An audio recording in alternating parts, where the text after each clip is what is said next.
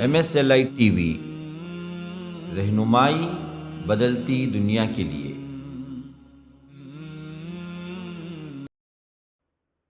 الحمد للہ رب العالمین والصلاة والسلام على رسوله الكريم اما بعد عن عبد الله ابن جعفر بن ابي طالب رضي الله تعالى عنه قال قال رسول الله صلى الله عليه وسلم ما بين السرة والركبة عورة۔ معزز بھائیو، جو حدیث میں نے آپ کے سامنے پڑھی ہے، اس حدیث کے راوی عبداللہ بن جعفر بن ابی طالب رضی اللہ تعالی عنہ ہیں۔ فرماتے ہیں کہ نبی کریم صلی اللہ علیہ وسلم نے فرمایا ما بین السرۃ والرکبۃ عورہ، مرد حضرات کے لیے ناف سے لے کر گھٹنے تک پردہ ہے۔ مرد حضرات کے لیے ناف سے لے کر گھٹنے تک پردہ ہے۔ تو اس حدیث سے بات معلوم ہوتی ہے کہ سطر آدمی کی یہ ہے کہ آدمی ناف سے لے کر گھٹنے تک ہمیشہ اپنے سطر کو ڈھانکے رکھنا چاہیے۔ غلطی یہ ہوتی ہے بہت سارے لوگوں کی، جب بھی نماز کے لیے آتے ہیں اتنا تنگ لباس پہن کے آتے ہیں کہ ان کا سطر ظاہر ہو جاتا ہے۔ یاد رکھیے، یہ نماز میں ہونے والی ایک بڑی غلطی ہے۔ ایسی طریقے سے بہت سارے لوگ ایسا کپڑا پہن کے آتے ہیں نماز کے لیے، جب وہ رکوع میں جاتے ہیں یا سجدے میں جاتے ہیں تو ان کا سطر کا حصہ ظاہر ہو جاتا ہے۔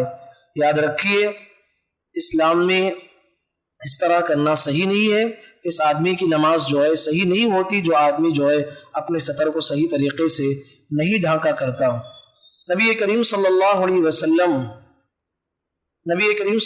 نے اس حدیث میں جو فرمایا ہے کہ آدمی اپنی ناف سے لے کر اپنے گھٹنے تک باقاعدہ طور پر اپنی سطر کی حفاظت کرنا چاہیے۔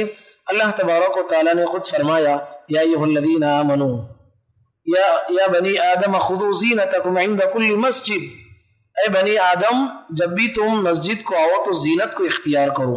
علماء کرام اس بات پہ متفق ہیں کہ زینت سے مراد آدمی اپنے سطر کو ڈھانکے رکھے۔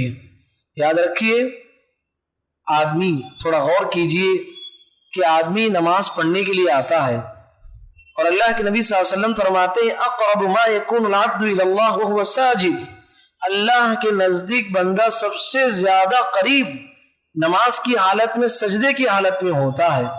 اب دیکھیے، آدمی سجدے کی حالت میں ہے پھر بھی گنہگار ہے۔ وجہ یہ ہے کہ سجدہ کرتا ہے، اس کی کمر نظر آتی ہے، پیٹھ سے لے کر اس کا ظاہر ہوتا ہے اس کا حصہ جو چھپانا ہے۔ تو یاد رکھیے، اس طرح کا کوئی آدمی کپڑا پہنتا ہے تو شریعت اسے اجازت نہیں دیتی۔ جس طریقے سے نبی صلی اللہ علیہ وسلم نے فرمایا نساء کاسیات عاریات، کہا کہ وہ عورتیں جو کپڑے پہننے کے باوجود ننگی ہوتی ہیں، برہنہ ہوتی ہیں۔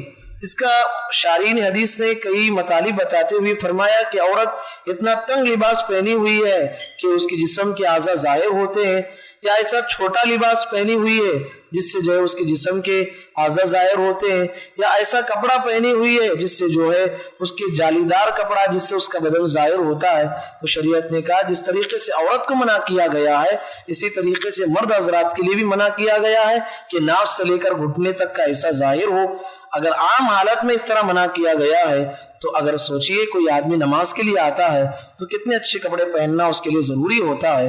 ہماری زندگیوں پہ ہم غور کرتے ہیں، کہیں شادی بیاہ کا موقع ہے یا ہمیں کبھی کہیں کسی میٹنگ کو جانا ہے، کتنے اچھے کپڑے پہنتے ہیں اور کیسا تیار ہو کے جاتے ہیں، لیکن ہم نماز کے لیے آتے ہیں تو سوچئے کیسے کپڑے پہن کے آتے ہیں، حالانکہ ہم اللہ رب العالمین کے سامنے کھڑے ہونے کے لیے آتے ہیں۔ تو ہمارا لباس بھی اور ہمارے کپڑے بھی ایسے ہونا چاہیے جس سے ہمارا سطر ڈھکتا ہو، جس سے ہمیں معلوم ہوتا ہو کہ شریعت کے مطابق ہمیں لباس پہنے ہوئے ہیں۔ اللہ تعالیٰ سے دعا ہے کہ اللہ تعالیٰ کہنے والے اور سننے والوں کو پروردگار ہم تمام کو محمد الرسول اللہ صلی اللہ علیہ وسلم کے بتائے ہوئے طریقے کے مطابق ہمیں نماز پڑھنے کی توفیق نصیب فرما۔ پروردگار ہم جو بھی نمازیں پڑھتے ہیں ہماری نمازوں کو تو شرف قبولیت سے نواز دے۔ اللہم آمین، وآخر دعوانا الحمد للہ رب العالمین۔